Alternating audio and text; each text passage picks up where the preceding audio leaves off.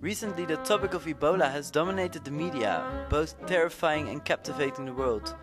In between all the panic and conspiracy theories, it's hard to find the truth about Ebola. Maybe our fellow students at the Randwijk faculty can tell us more about it. Do you know anything about the symptoms of Ebola? It's feverish, Yeah. I think. It's fever and bleedings as well. And then rash maybe. I think it's a lot of fever, nausea. I wouldn't recognize it. No, I don't know anything about Ebola actually. Well, not that much. Do you think it's a risk for us? For us, no, not a very high risk. I think that the risk is not very high, right? Yeah, I think there is a risk, but I'm not feeling threatened by it.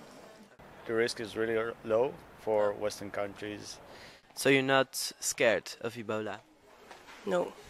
No, I'm not scared myself because I don't think it's a risk for first world countries. I think it's something we should watch but not be scared. No, it's gonna be fine. Well, they forgot about a couple of symptoms, but let's say they passed the test. Anyway, we clearly don't have to be afraid of Ebola in our direct environment. So where is Ebola? Africa. Africa? Africa? Right, but where in Africa? In fact, only 3 African countries suffer from serious outbreaks. So what can we do about it?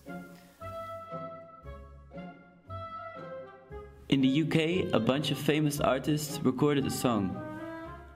In Maastricht, students organized a lecture and debate night to address questions like: why was this outbreak not prevented, and what can we do to help the affected areas on the other side of the globe?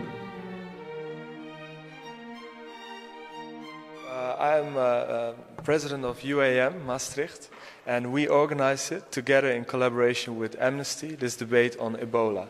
And Ebola is a disease, it's medical, but it's much more than only a medical problem. That's why we also invited 5 speakers from different sectors. From the ethical perspective, the sociological perspective, public health approach, law approach, and of course medicine. Well, I think there was a very interesting debate, not just about the importance of Ebola, but also the importance of poverty and the wider socioeconomic factors that are playing a role. And I think there was a really very nice, strong call of action from the speakers to the audience that was also picked up very well, about that we need to act on this issue.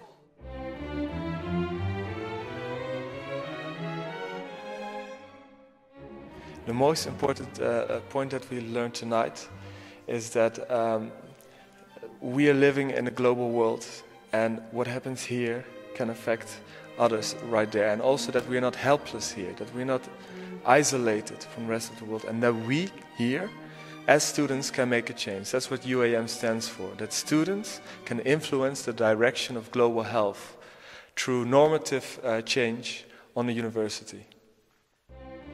Thanks to this lecture, we know a little more about Ebola, its global consequences, and the organizations that are fighting against it.